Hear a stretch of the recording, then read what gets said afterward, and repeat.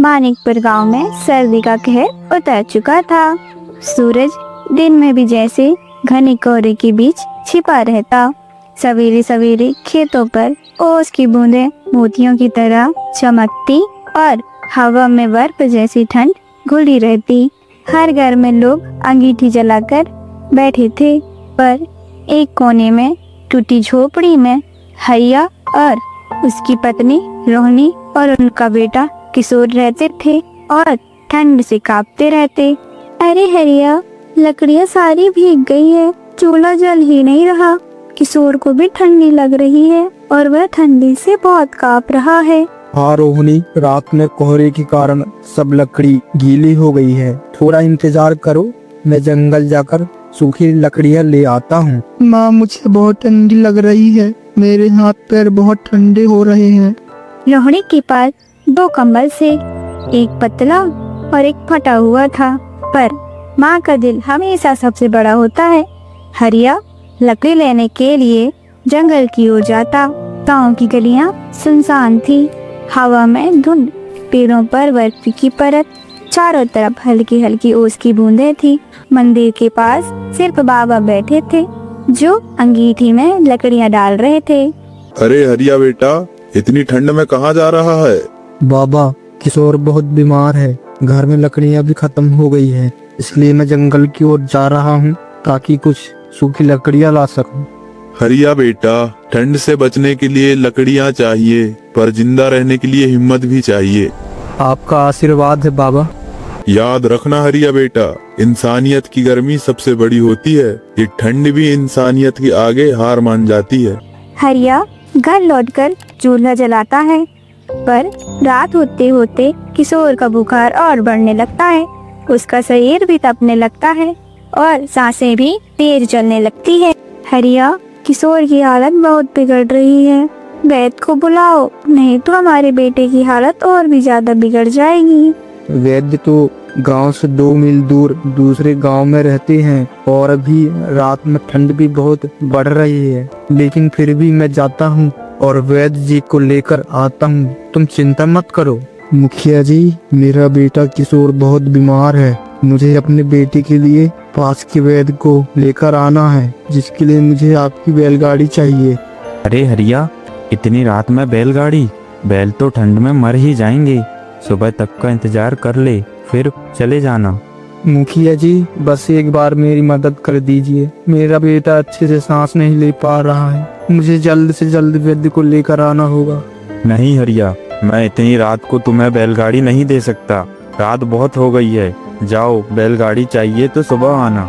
हरिया की आंखों में आंसू भर आते हैं, वह कुछ नहीं कहता और वहाँ से चला जाता है। घड़ी में रात के 12 बज रहे थे, हवा और भी ठंडी हो गई थी, लेकिन हरिया को एक ही बात याद थी, मुझे अपने बेटे की जान बचानी है। वो अंधेरे रास्ते पर चल पड़ता है और पल भर के लिए नहीं रुकता।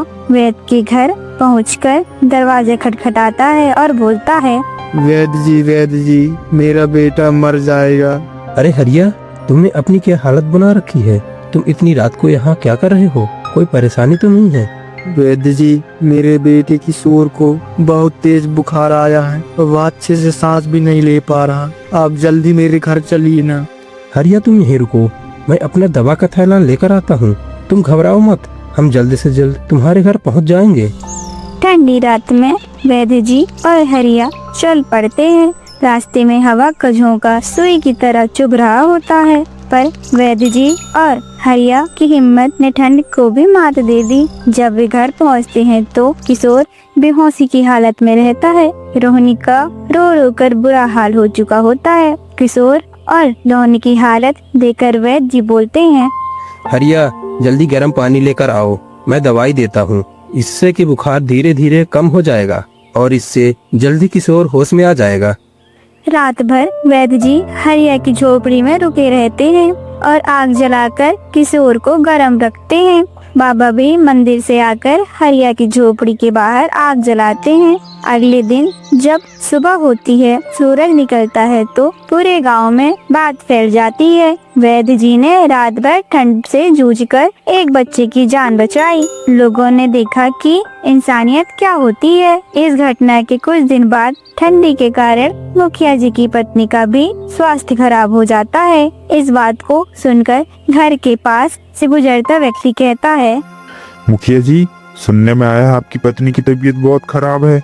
हाँ भाई, उन्हीं के इलाज के लिए मुझे उनको दूर के गांव के वैद्य के पास लेके जाना है, जिसके लिए मुझे एक बैलगाड़ी चलाने वाले व्यक्ति की आवश्यकता है।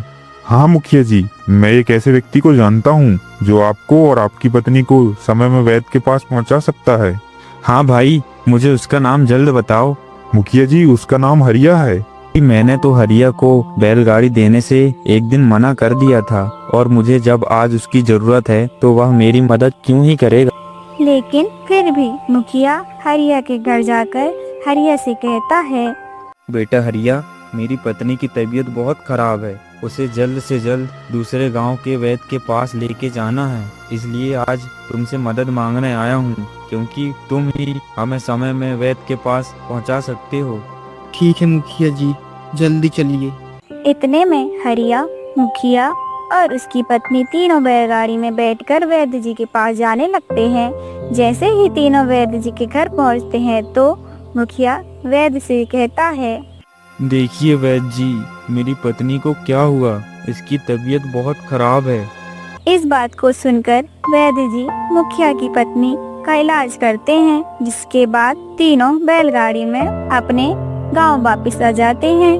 बैलगाड़ी से उतरने के बाद मुखिया जी हरिया से कहते हैं, बेटा हरिया, मुझे माफ कर दो, मैंने उस दिन बहुत बड़ी गलती कर दी।